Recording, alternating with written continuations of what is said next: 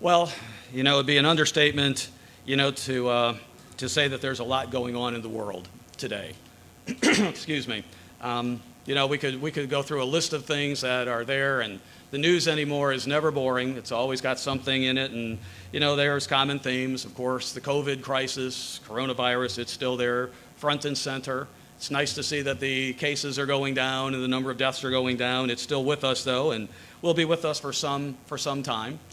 We have another senseless act in Kenosha, Wisconsin, that has dominated the news. Not the first time that we've seen something like that. Not the first time that we've seen the reaction, to it. It's becoming almost too commonplace in America to see these things happen, and then the reactions that, that are not at all lawful at all. But we see ourselves in a time where violence marks the earth, where people protest by, committing other crimes as well, and it's becoming a mark of the land. Just as much as these senseless acts that promote or that prompt these things on earth. And of course, we've had the presidential campaigns here the last couple of weeks with the Democrats and Republicans rolling out their platforms and rolling out their campaigns and nominating their presidents and all the show that goes along with that.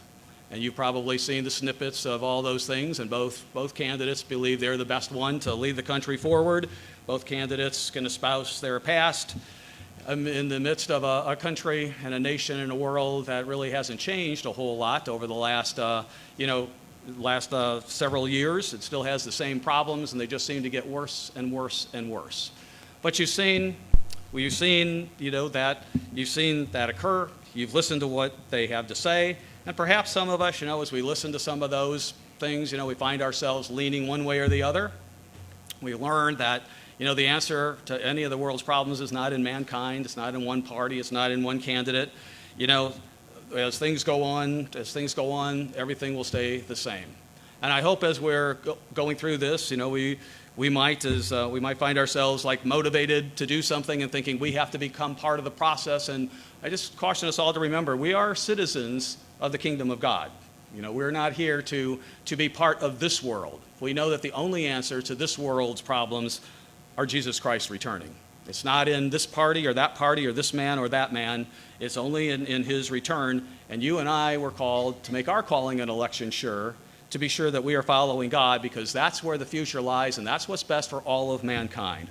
I want to open, here today in Matthew 16, scripture that we've talked about a few times, but I think it bears going back to remind us, because as Jesus Christ began his church and said that, on that rock, the church will be built, there was this incident that occurred right after that as Jesus Christ is walking with the disciples, and it's instructive to us, right? In Matthew 16, and in verse 21, after Jesus Christ, told them that he was going to begin his church, and it had been revealed to them that he was the Son of God. It says, from that time Jesus began to show to his disciples that he must go to Jerusalem, suffer many things from the elders and chief priests and scribes, and be killed, and be raised the third day.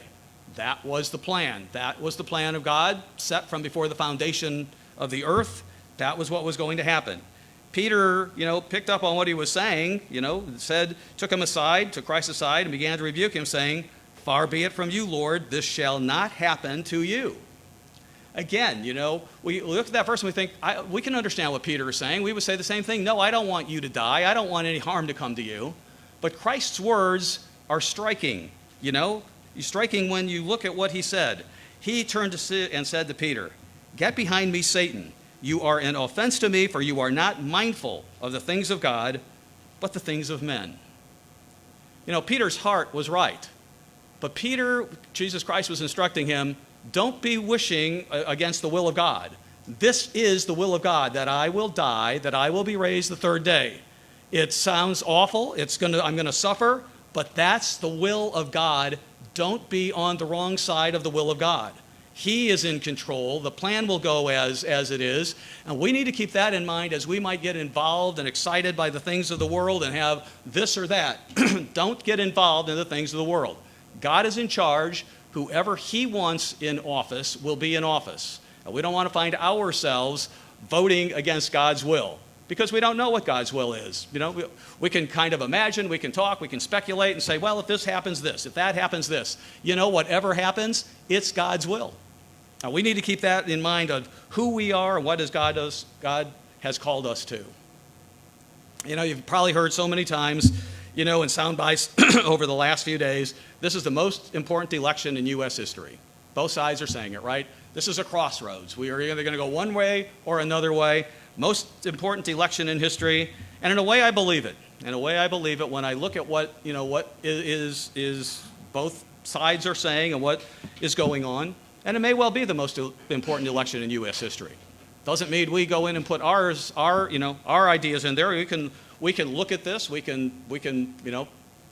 look at it as entertainment, a lot, to watch what's going on and to just see what's happening. But it will be God's will. But it is the most important election in history. You and I shouldn't be participating in that. But you know what? We have the most important election in our history going on right now. You and I. There are powers in the world, and there are exactly two powers in the world. You and I know well one of them, and we know well the other one. And one of the rulers of this world, called the God of this world in 2 Corinthians 4, verse 4, he's been in power for 6,000 years. And there's another power that you and I have been called to, who would come to earth and saying he can fix all the problems. He can make it the way it needs to be. And you and I, who have had God's calling, who we're told, we are the elect, or we should be working toward being the elect, that we should be making our calling and election sure, we have a choice far more important than who wins this election coming up on November 3rd. That's God's will. But it is in our domain to choose who will rule. Who will we choose to have rule over us? Who will we choose by the actions in our lives and what we do from here until the time? Will we choose the incumbent that's been here for 6,000 years, and we see the world as it is today? Or will we get behind the one that we know and we're told can make everything right for all of mankind, not just in one nation, not just one group, not one ethnicity over another, but for all of mankind equally? And so for us, the election, the choice, what we do in our lives and what we do, is important for us, not just for the next 4 years, but for eternity. For eternity. Because the choice we make will stick with us forever. Who will we follow? Who will we select? Who will we choose? Who, and maybe if we can use the modern term going around, who will we elect in our lives? So today I want to kind of lay out a campaign for you, right? We got the two candidates. I'm going to propose that we choose and enthusiastically get that you and I have before us is better equipped to do that. We look at security, national security, global security. Foreign policy is always something. Who can keep us safe? The responsibility of a leader is to keep his people safe, and to keep them, on a secure. Which candidate would that be? We have to look at the character of the leader as well. Character becomes more of an issue over the last couple of elections, I think, than even before, although it's always been there as you look back in history. Who is the person, because you want to elect someone that has the right character, that's honest, that's truthful, that you can rely on, that isn't just feeding you a bill of goods, but have something else in mind. That along with that would be, are they compassionate? Do they care for the people? Are they there because they want to help people, or are they there for themselves and to enrich themselves and to make them great? What is their platform, is what they call it. What is their plan? Does their plan make sense? When you look forward, yes, I can get behind that. I can get behind that platform. It leads to where I want to go. You look at fairness in government and the involvement of government. And of course today, down at the list of the top 7 is environmental issues. As people are aware, those of us who have, insurance or have ever had medical bills and whatever, we know affordability sometimes of health care. But everyone needs it. It seems like with all the research, disease and cardiac concerns, it's still there. It's one of the leading causes of death. And God said at the time he brought Israel out of Egypt, if you'll do what I will ask you to do, none of the diseases of Egypt will be upon you. And we look back and we see, there was cancer in Egypt. There was heart disease in Egypt. There was diabetes. There was inflammation. There were all these things that were there today. So has the current God of this world solved the problem of health care? Are we better off under his domain? Are we a healthier people? Are we a happier people, emotionally as well as physically? We can talk about emotionally, right? Because as time has gone on, look at where the world has been. More people are depressed today in a time where we have plenty, or at least a lot of people have plenty. Antidepressant drugs, other things that are on the market have just skyrocketed. Drugs, et cetera, that we have. Do we have to have people investing their life savings, even becoming bankrupt because they have to put all their trust and buy these medicines, do these things to get well? Or can they put their faith in the King of the earth who can make it all well?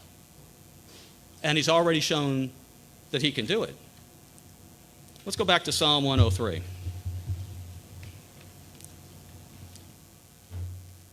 Psalm 103.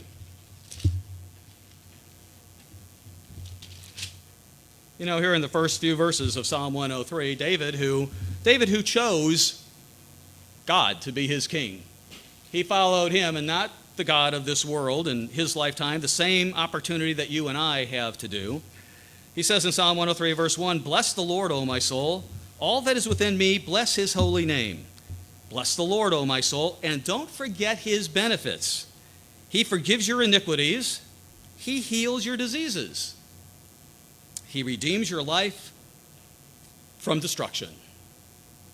As we look at the world around us today, how many lives are in destruction because they're racked with disease, racked with pain, even having financial difficulties because they just can't afford anything else except to pay for medicines. How many trillions of dollars are poured into hospital buildings that cripple our economy, and how much could be freed up with other resources if the king of this world, if the one we were following, if the one who had the power, who was the God of the world, was able to free all this up and heal our diseases. I tell you, the incumbent has failed miserably. He has failed mankind miserably. Mankind chose him back at the Garden of Eden and said, "We will follow you."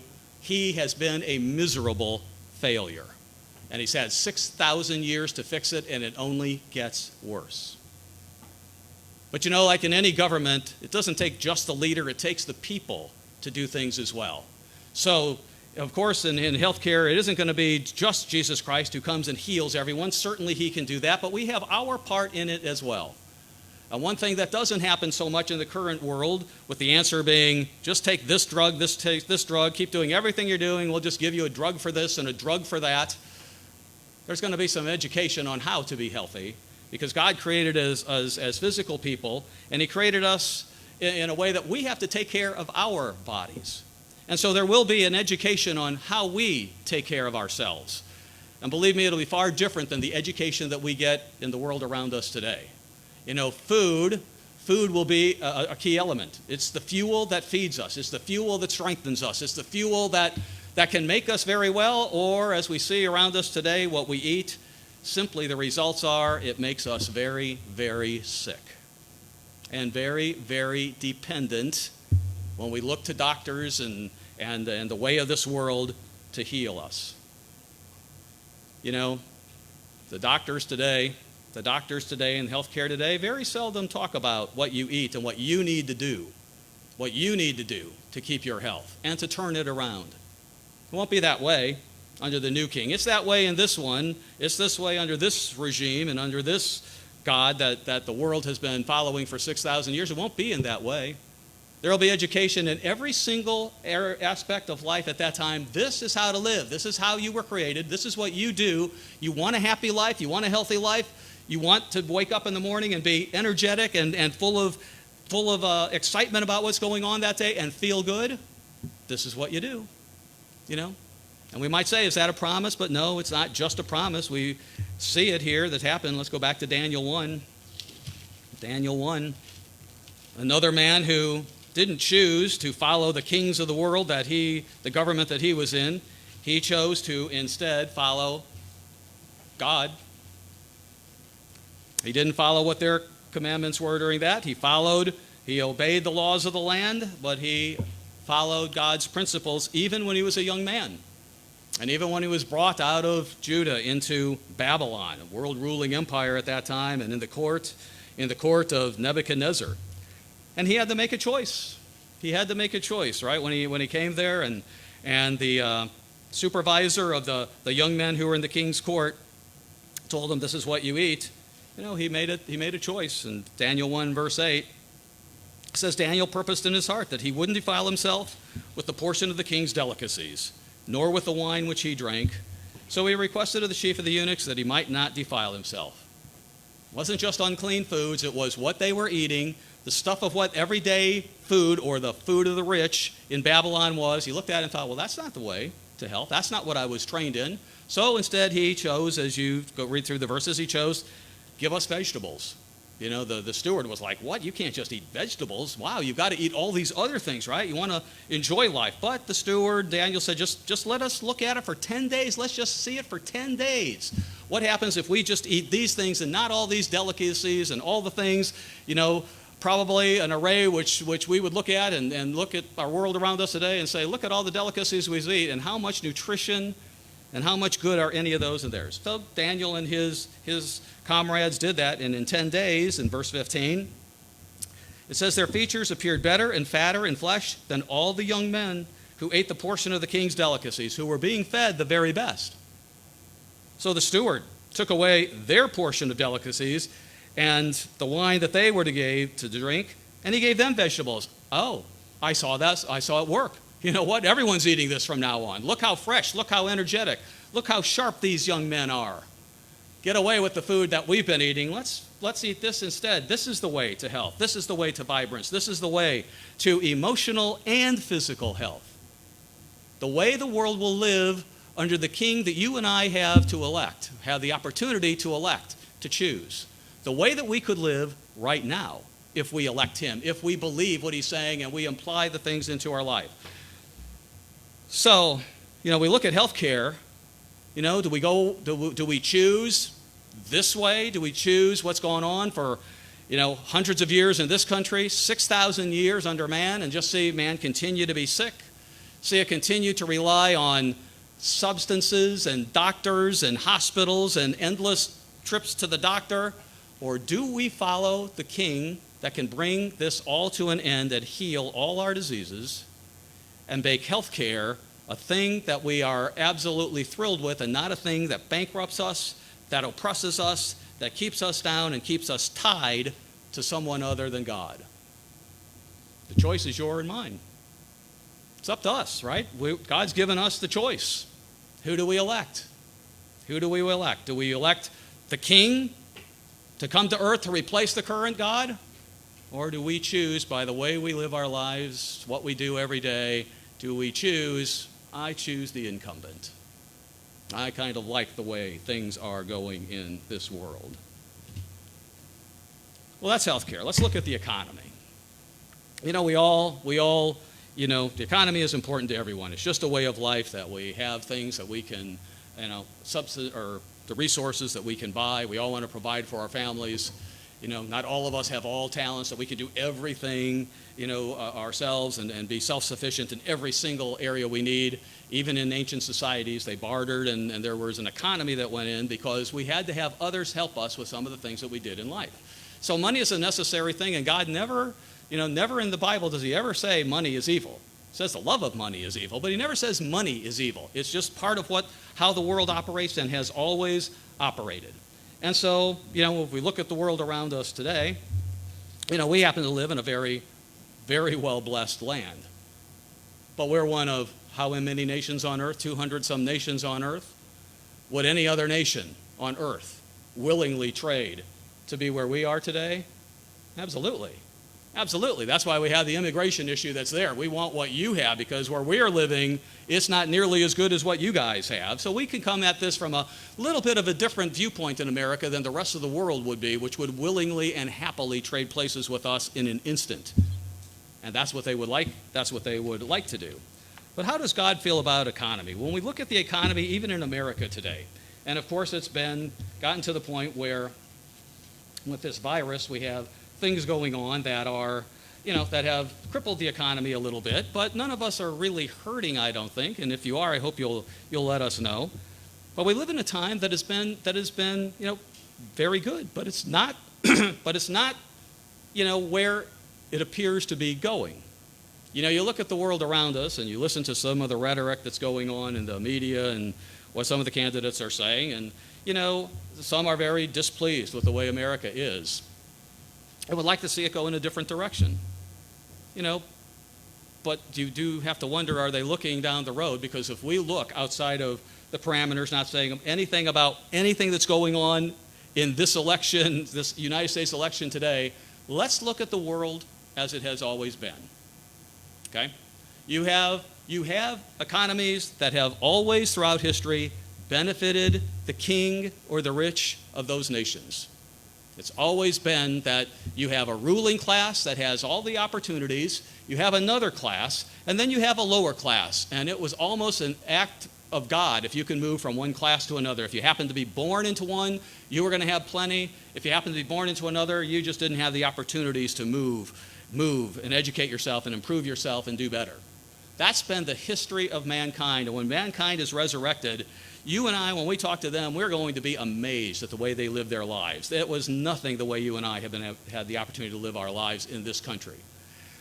The way we've been able to live our lives is nothing like the people in the world around us have. You can look at other places. You look at Venezuela, for instance. They have, what has happened? It was at one time touted as an up-and-coming country. And yet they've been depraved by and held back by corruption and leaders that keep everything for themselves. And inflation has gone through the roof, and the place is a mess.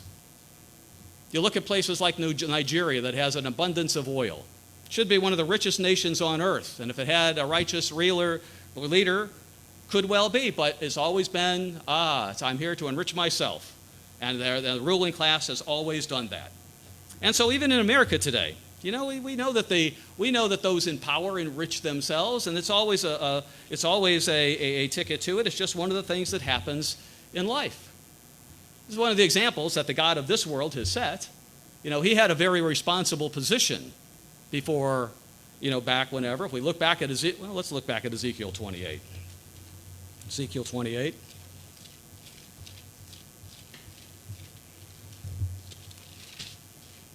And we know when we talk about Satan, the god of this world, the current king, the incumbent, if you will, we know that he had a very responsible place, one of 3 archangels in heaven. God tells us in Isaiah 14, he was created with wisdom and beauty that was unparalleled. But it wasn't enough. He wanted more. Ezekiel 28 and verse 17, pride entered in. Your heart was lifted up because of your beauty. You corrupted your wisdom for the sake of your splendor. He was a corrupt being. We can look at every nation on earth. We can look at everything through the history of mankind, and we see that corruption is everywhere. It marks the societies of the last 6,000 years under this current God's rule and leadership. It's the same thing he did. You corrupted your wisdom for the sake of your splendor. And so he was cast out of that kingdom. Get out of here. We don't want any of you in this kingdom, in this domain, in heaven, that has always been perfectly unified, perfectly happy, perfectly energized, perfectly together, with joy that none of us can even begin. Well, we may be able to begin to understand, but we'll fully experience when that king returns, and we have, through our lives, chosen him to be our king. I cast you to the ground. We don't want any of that. And so he brought to this domain. And mankind said, yeah, we'll take that. Yeah, we'll take that. We'll take the corruption. And the kings of the world, as we talked about a few weeks ago, have adopted the same thing. I'm king. Therefore I get what I want.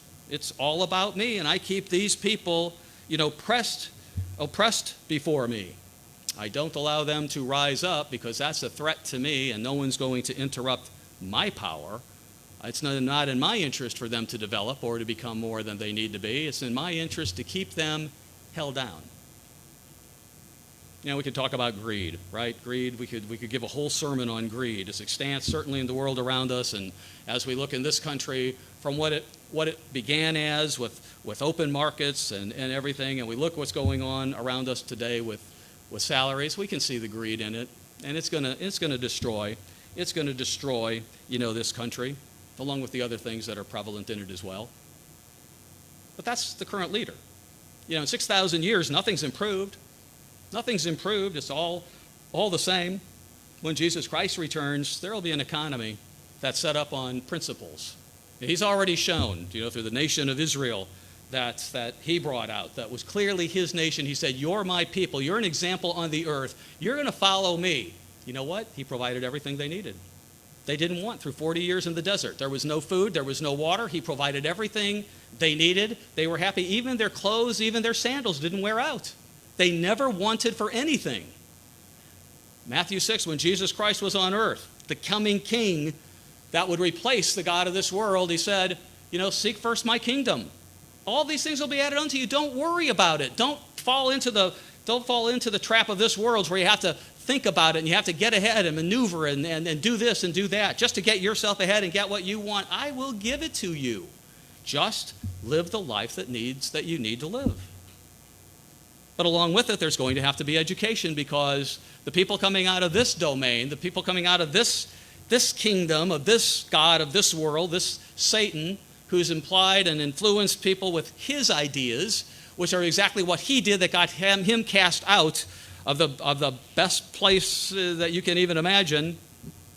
He's infested all of us with that too, and there has to be a re-education. Let's just look at a few verses here, because there will be a worldwide re-education so that the economy can function and be a benefit to everyone, not just in one country or a handful of countries, but for every single person everywhere in the world at that time. Let's start with 1 Timothy 6. I kind of quoted this verse a little bit ago, but let's go ahead and look at it anyway. Again, nothing wrong with economy. There will be economy. There will be economy in the Jesus Christ kingdom. It's not the money. It's not that. But the love of money, that evil greed, that evil what's in it for me? How do I get something for me or my loved ones? The love of money is a root of all kinds of evil, for which some have strayed from the faith in their greediness and pierced themselves through with many sorrows. By their actions, by what they did, they elected the incumbent. I want to live under the incumbent's domain. I want to continue living this way that's been going on for 6,000 years in all of my life, rather than choosing the future and choosing that by the choices they make. There's things that are going to happen. One of the problems in our world today is, there's, let's look at 2 Thessalonians 3.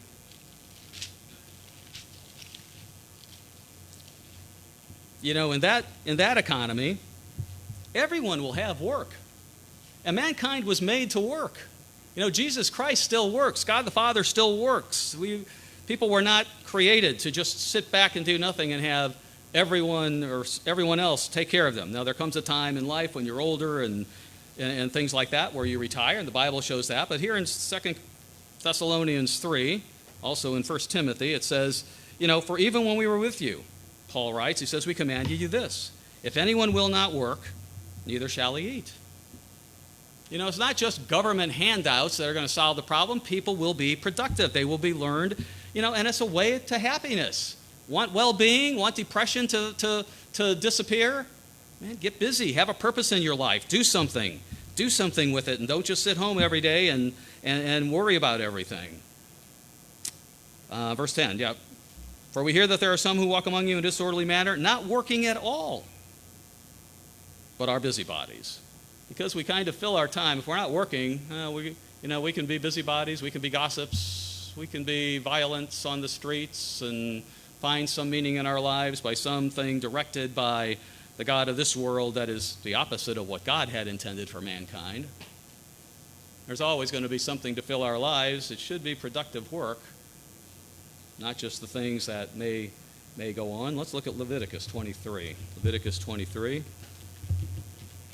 There's a principle of not just you either, right? It's not just what I make. I want to make more money so I can do more things with it or buy more things for myself.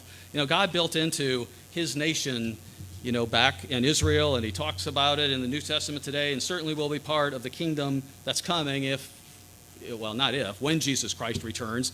That will be part of if we select him, if he's our choice. Leviticus 23, verse 22, it comes at the tail end of the instructions to keep the Feast of Pentecost. It says, when you reap the harvest of your land, you shall not wholly reap the corners of your field when you reap, nor shall you gather any gleaning from your harvest. You shall leave them for the poor and for the stranger. I am the eternal your God. So there's a concept that we look out for each other. Christ said, you'll always have the poor among you. He says they're there for a reason. For us to learn to love, for us to learn to share, for us to learn to look out for one another. Imagine a society where people were working together and looking out for one another, and there was the love that went there. Oh, I see a need you have, I will fill it. And not just wait for something else to happen or let them, just foment in whatever they're in. There will be a different law and a different attitude that's spoken there. Proverbs 22 and verse 16.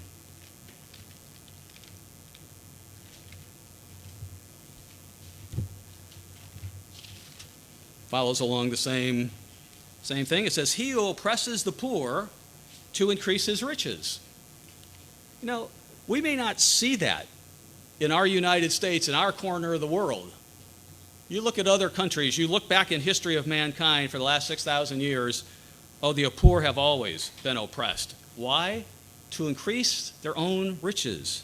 He who oppresses the poor to increase his riches, and he who gives to the rich will surely come to poverty.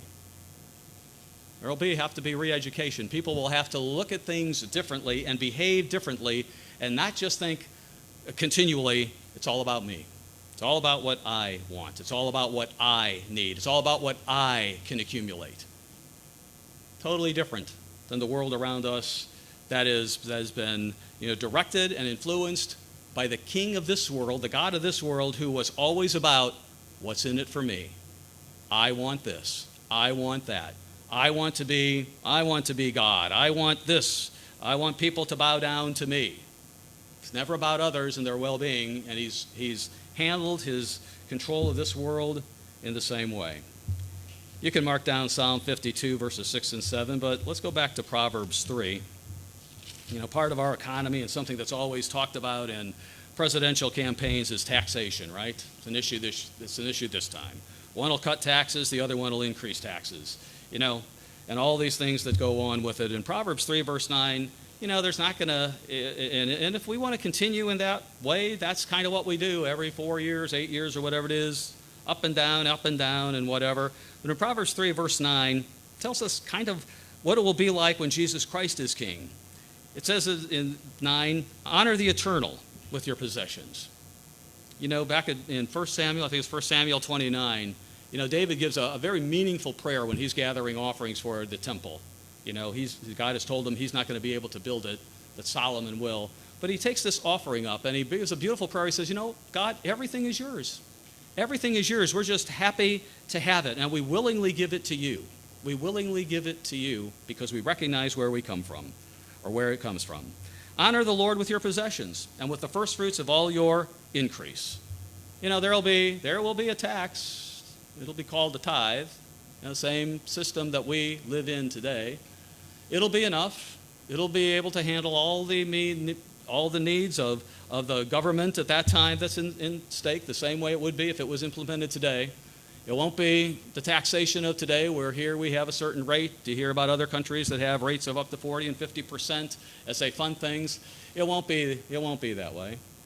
It won't be that way. It'll be the straight 10%, the same way that should be today, if we weren't under the God of this world, who is always looking to tax.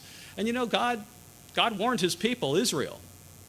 Back in 1 Samuel, when they were choosing, they had a choice kind of like you do. Will you choose God as king? Or will you choose a man as your king? And they wanted the man. They wrongly chose. And God said, this is what's going to happen. This king is going to want this for himself, and he's going to want this, and you will be miserable under him. But they chose him anyway, and mankind has lived under it, and we've lived under it. You know, what will we do? You know, Malachi 3, God says, do it. Follow what I say. You tithe to me. You don't worry about anything else. You give it to me, and let me take care of it, and you honor me with it, and you see how much I will give. You see how well I will take care of you when you honor me first. And so God says that, and that's the way things will be in the world when he is king, that I am urging all of you to select today and for the rest of your physical lives here. Let's go back to Micah. Micah 4.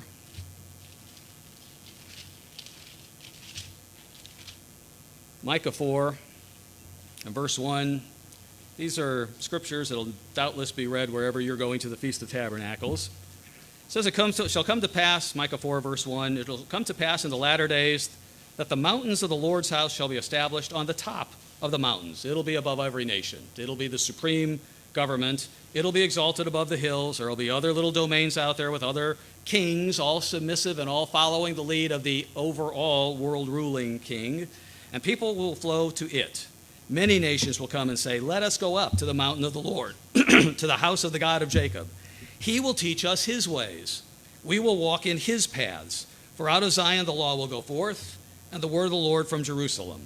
He will judge between many peoples. He will rebuke strong nations afar off. And then he talks about how, we'll get into that here in a minute, in national security. They'll beat their floors and the war will be taken care of. But in verse 4 it says, everyone, not just in America, not just in Canada, not just in the United Kingdom, everywhere.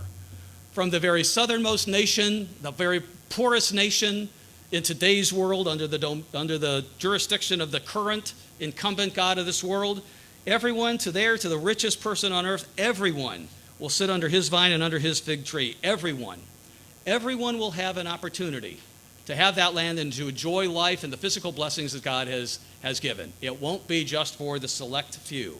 It will be for everyone in that righteous government. And notice he says, and no one shall make them afraid. The king that you can choose, to be your king for eternity, is more than capable of doing everything that he said. We've seen it. He's done it with his people. He's done it with you and I who have chosen him, if we're following his principles and if we're living the way of life that he's called us to. Do we want that for eternity? Do we want that for all of mankind? Or do we want the incumbent, the current God, and let it go to where it is and have it and end up, wherever it's going to end up? And we know it's not, this current cannot sustain itself. It will not last forever. Well, let's talk about security, national security. Let's talk about global security, right? One of the responsibilities of every leader is to kind of keep his people safe. It's always been a thing in this world that's just been it. No matter what you had, if you were a nation with plenty, you always had to worry about who was going to invade and take us over. In James 4 it tells us, why do wars come about? Because someone else wants what you have. They want it for themselves. And so the history of mankind has always been about wars. Back in 2003, there was an article in the New York Times. Let me just, I've probably been updated, but but this is what they said back in 2003 when they were talking about wars and national security. It said, the title of the article was, What Every Person Should Know About War. And it said that in the 20th century alone, an estimated 108 million people died during war. All in the name of national security. 108 million people. That's a lot of people, isn't it? It's 1/3 of all the people that live in America today. And they said that probably in history, there's no way to know exactly, but 150 million to maybe as many as 1 billion in history have died simply during warfare. As people, as nations have defended themselves against invaders, people who would take over their domain. Look at the cost in human life. Look at the misery. Look at the strife. Again, we've lived in a period of relative peace in most of our lives in this country, right? Some of you have been involved in the wars and whatever in the past, but we lived in relative peace. We have no idea what it's like to have that be going on around us. But people around the world do. If we lived over in the Middle East, we'd have a very different outlook if we had a choice between the king of this world and the king of the world that you and I have to choose. If God had opened their minds to that, they might look at that and say, absolutely, bring it on right now, because that has been just a ravished place. But 108 million people in the 20th century. And they said as they went back, of the last 3,400 years, they could only document 68 years out of the last 3,400 years where no wars were being fought on earth. Isn't that amazing? Out of 3,400 years, only 68 years when they went back that they could say no wars were being fought. So, is national security an element and a key aspect of where we look today? I mean, is it a part of our lives? Absolutely, absolutely. The country and the world is right to talk about national security, because under the domain of this God, this current God of this world, you can't do anything but. You have to be armed, you have to be ready. You have no idea when someone's going to come in and ransack you. You have no idea when you're going to be attacked. You have no idea when someone's going to just totally disrupt your life. And in the time we live in now, that could happen literally in an instant, even before we're done here today. Everything could change. Everything could change if someone pushes a button somewhere in the world, and all our lives change and we find ourselves under attack. National security, the violence that has marked this world, the violence that, marked the world back before Jesus Christ, or the God of the Old Testament, said, I'm going to destroy the world. It's so violent. It's so corrupt. I'm even sorry I made mankind. Look what they've done. Look who they're following. Look what it's made them be. And Jesus Christ said, at the time of the end, it's going to be this way. It's going to be that way again. And certainly if we have our eyes open, if we're not just, burying our heads in the sand, we can see it's going in that direction. We see the writing on the wall. It doesn't take any kind of, genius to say, whoa, this is what's happening. Things get worse and worse, and it keeps moving in this direction. We can see where things are going under the current domain. Violence. We talk about national security. What about the amount of domestic violence that goes on in this country, let alone all the countries of the world? Violence marks it. What about all the attacks? Look at the violence going on in the streets around America right now. Some for an unbelievable 80-some days, if it's still going on. What spirit is behind that? What spirit is behind that someone could just make themselves go out for 80 days in a row and protest and be violent and tear things down and destroy things? That's not the spirit that anyone wants to follow if they're thinking straightly, but that's the spirit of the current God of this world. Not the spirit at all. Not the spirit at all of what, the king that we choose now and for eternity, if we're thinking clearly. Again, I'll give you Ezekiel 28 and verse 16. Well, let's just go there. I often say let's turn there, but let's look at Ezekiel 28. Often people will emulate their leaders. And certainly this world has followed the lead of its, 6,000-year king, prince, whatever we want to call him. Ezekiel 28, verse 16. By the abundance of your trading, well, there's the economy again. It's all about him. By the abundance of your trading, you became filled with violence within. Violence, anger. That marks the current God of this world. Doesn't at all. It's not at all in the platform or character of the king that you and I have an opportunity to choose, who is the King of peace, who is the Prince of peace, who knows how to teach the way to peace so that no longer will there be any wars on earth. Again, when Israel was his people, the chosen of that world at that time, he fought their battles for them. When people came against them, you remember in Exodus 17 with the battle of Amalek. Moses and the people had to fight, but as long as they looked to God, as long as Moses had his hand raised, God prevailed. And how many times, just recently we talked about Jehoshaphat and we talked about Elisha, when armies were gathered about them, God protected them. God defeated those armies. Do we choose to follow a God who's going to bring armies and violence among us?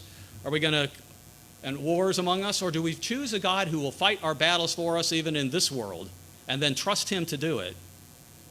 Or do we, and that he will do that forever? You know, we won't take the time, but you can look in Ezekiel 38, I think it is, that talks about how when there's even insurrections in his kingdom, he'll take care of Gog and Magog, who go back to their old ways and decide they're going to attack a country that's at peace, a land that's at peace and without walls, and God takes care of it. They will learn it's peace, it's unity, it's harmony. And he is strong and he can maintain that peace, and people will live it. Has the current God of this world at all performed in this area? Is he someone you would choose to follow? You look at the violence in the streets, and you see some pictures sometimes from Minneapolis and Portland. I guess Kenosha, if it keeps going on, will be that way as well. And you just see total devastation. It's kind of like a bomb went off in those cities, right? It's like, really? They just kind of did that, and they just did that? It talks about cities of the world being laid desolate. And all for often, we know nuclear bombs and bombs can do that. Sometimes lately I wonder, can we do it to ourselves because of the violence and the anger that's inbred into people in this land? And might, under the God of this world, might we bring that destruction on ourselves? It'll come one way or another. It'll come one way or another. I convey to you, the God of this world has failed miserably. He's no one you want to follow. Everything you read would say run the opposite direction. And there's a choice in your and my lives, the election of our eternity, if you will, by who we choose and the way we go about choosing that, not by pulling a lever, but by what we do every day in our lives and the choices that we make, following the way that he prescribes or just kind of staying in the way that we've done all of our lives and that this world has done. Let's talk about character here for a minute as we wrap it up. Character is an issue. You do want your leaders to be someone you can trust, someone that that's going to tell you the truth, someone that you can rely on. Now let me just, where Satan is concerned, let me just give you some of the aspects of his character that you know very well, because through what he's called in the Word of God, we learn something about him. Early on, he was called a serpent. Kind of sneaky, kind of crawling on the ground, kind of deceptive, not anything that you really want to run across in your garden, or at least me, run across in your garden or in your yard. Kind of strikes fear in you, but there he was in the Garden of Eden, and he appeared as a serpent. And we're told that he's cunning. He's deceptive. He leads you down one path, but he's got a totally different purpose in mind. He's called a lion. He's called a lion, but not in a good sense, not that he's fierce and defending his people, but a lion in the fact that he's just laying in wait. How can I destroy this one? How can I devour this one? How can I pick this one off? How can I not help the weak of the land, but how can I just pick them off? And he does that with God's people one by one. He's not interested in helping people. He's interested in destroying people. His whole mission in life is contrary to what God's mission is, to bring life to everyone. His mission is that you and I and every man, woman, and child on earth would be dead, and that we would have absolutely no hope of eternal life. His mission is death. He's crafty. He's cunning. He can make it sound really good. He can make things appealing, but he's just lying in wait, waiting for an opportunity to strike. He's called Belial. Worthless, wicked, totally wicked. but at the same time, he appears like an angel of light. Oh man, I look so good, I say the right things, and boom, boom, boom, but it's all designed to lure you in. It's all designed to kind of like a fish, right? A fisherman, I'll reel him in, and then I'm going to nab him, and I've got him. Are we savvy enough to see through it? Are we, with God's Holy Spirit, savvy enough to see through the deception and not be lured in by what this world has to offer, because what it has to offer, the end result is not anything that anyone thinking, anyone reasonable, anyone that has a choice would ever choose. You know, he's called a dragon. You know, dragons, I mean, they're kind of like these mythical creatures, but they're not good. They're there to destroy. You know, they're there to destroy. He's a dragon. Tells us that he deceives the whole world. He's lured them in. Only purpose, lead them away from God. He's an adversary, and then we just read in last week in the Bible study in Revelation 9, he's called Apollyon, destroyer. You can see what Satan, the current god of this world's character, is by just looking at the names that he's given. And you know what? All you got to do is look around. Just look around and you can see that that's true. You and I see it. You and I have had our eyes opened, and we can be grateful and thankful to that. Satan doesn't look to develop people. He doesn't want you to become better. He doesn't want you to live forever. He looks to oppress people. What he does is accuse people. When we see him, what does he do? Is he up there saying, hey, look at this person. Look how they've grown. Look what they're trying to do. No. He's up there saying, look what they did. Ha, ha, ha. Look what they did. They're not following you. Ha, ha, ha. Is that the kind of leader you want that doesn't support you but is always looking to accuse you? Is that who you would choose? Because that's who the world is following right now, and that's the world we live in for 6,000 years. Or on the other hand, would you choose a leader whose very word, every single word you can rely on, that you know when it's spoken, it is absolutely going to happen? He's not going to mince words. He's not going to just flatter you to reel you in, but you know, there may be corrective words that you have to do this. You have to understand that. You have to become this. You have to put this out of your life. What you're doing is wrong. All designed to make you better, to allow you to live for eternity, all to become a better person, a more productive person, and a person that is ever developing because he's interested in the potential of mankind, not in oppressing him. And we can say, how do we know that? Well, look at Israel, right? Look at Israel. Again, his people. Look what he did. He took a slave people, and he made them, and as they followed him, made them into the richest nation on earth. Under Solomon, if you go back and look at 1 Kings 9, 10, in that area, you see, everyone was flocking to Israel. They were the cream of the crop in the world when they obeyed God. When God blesses and when people follow him, he's there. Let's look at, you can mark down Isaiah 53:9, but let's look at 1 Peter 2 to see the character of the king that you and I are choosing. Because he lived on earth just like we have. We don't just have to, take his words and say, how do we know? Because he was here on earth. He lived under the domain of this current god of this world, the Satan, Apollyon, Belial, serpent, dragon, deceiver, cunning, deceitful. 1 Peter 2 and verse 2. Nope. Oh, 1 Peter 2:22. Let's begin at verse 21.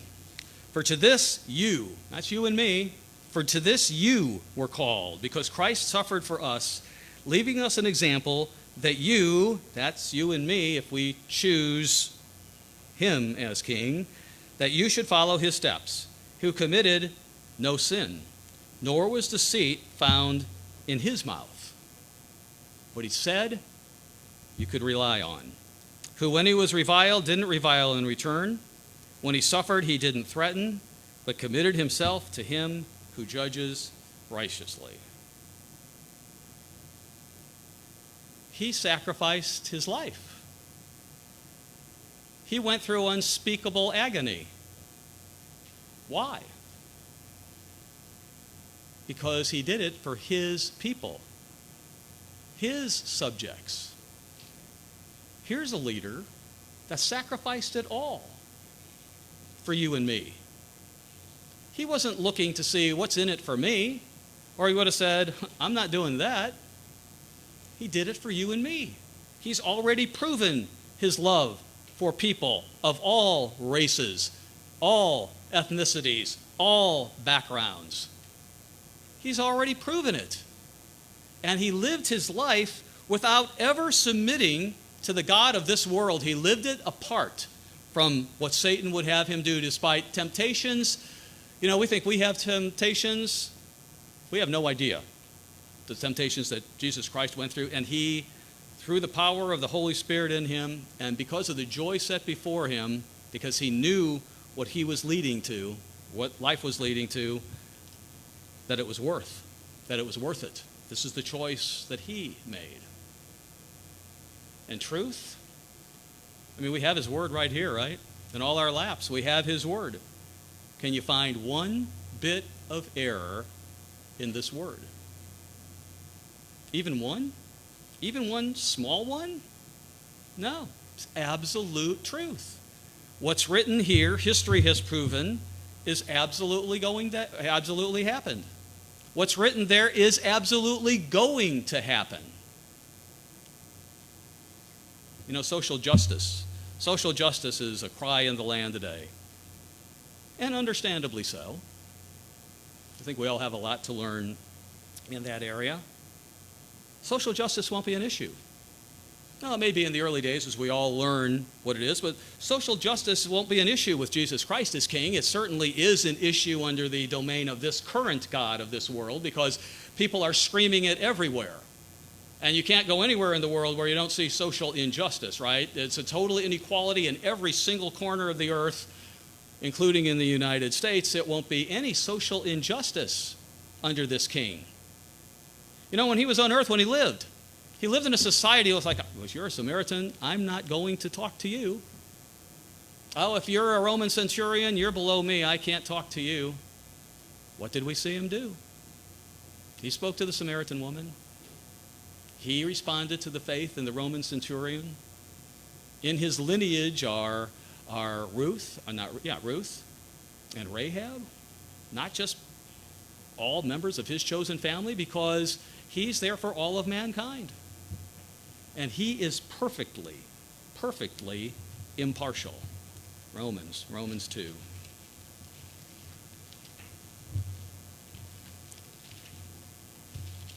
Romans 2 and verse 11, a very simple verse. To the point, absolute truth, a mark of what you will get when you follow this king and choose him. Romans 2, verse 11, there is no partiality with God. None. In that world, the cries and what's leading to violence and everything that we see around us today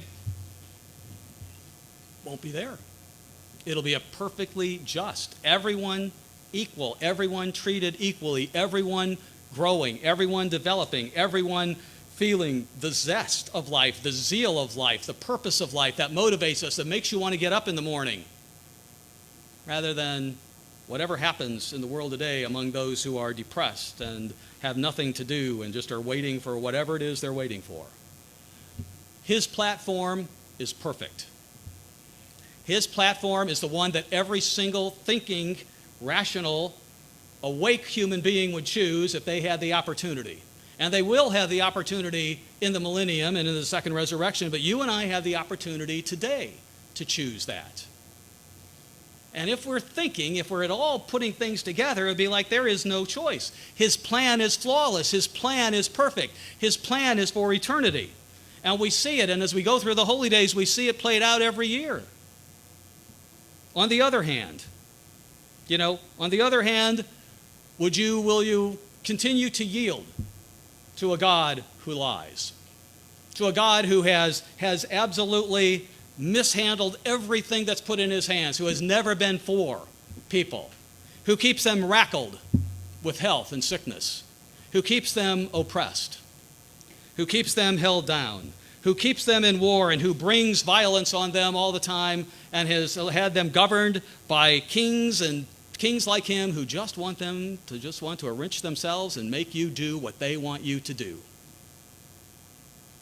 And what they want you to do doesn't lead to anything good. It just leads to misery, strife, tears, heartbreak. The choice is clear. The choice is clear. Luke 4. When you look at it, there is no choice. Or I guess I should say the choice is clear.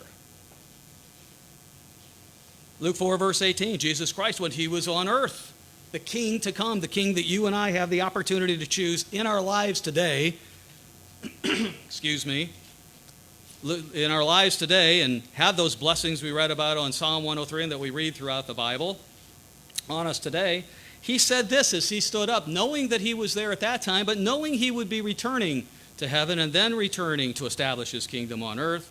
In Luke 4, verse 18, he says, the Spirit of the Lord is upon me. He's the God to come. He's the King of kings and Lord of lords to come. The Spirit of the Eternal is upon me because he has anointed me to preach the gospel or the good news to the poor. They've lived in poverty and isolation. Their lives have been miserable. They've been mishandled. They've been mistreated. They've been abused. To preach the good news to the poor. He sent me to heal the brokenhearted who have lived through violence in their homes, violence in their nations, who have been rackled with disease, sickness, crippled under the ways of this world. He sent me to heal the brokenhearted, to proclaim liberty to the captives who have always been held back and held under his domain, because God's way is the way of liberty and the life, the way to everything good and perfect. Recovery of sight to the blind, to set at liberty those who are oppressed, and to proclaim the acceptable year of the Lord. That's the choice. That's the words. Do you believe them? Is that the choice you make? Because the time is now for us to make our calling and election sure. God sees you and me as his elect. It's time for us to make our calling and election sure. How do you choose Jesus Christ as King of Kings? Not by simply pulling a lever or mailing in a ballot. You do it by the way you live your life and the way you do it now. If you believe and if you choose him, you no longer march.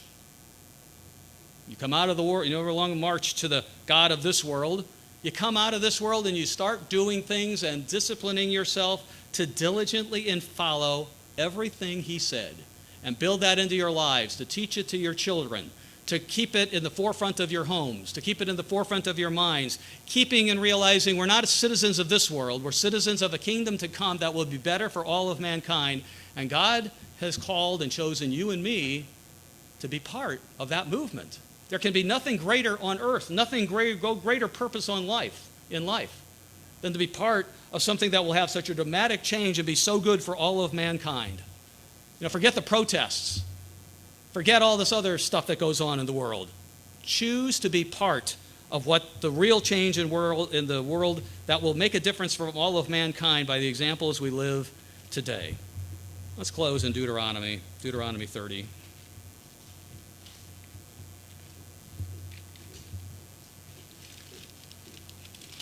Deuteronomy 30 and verse 19.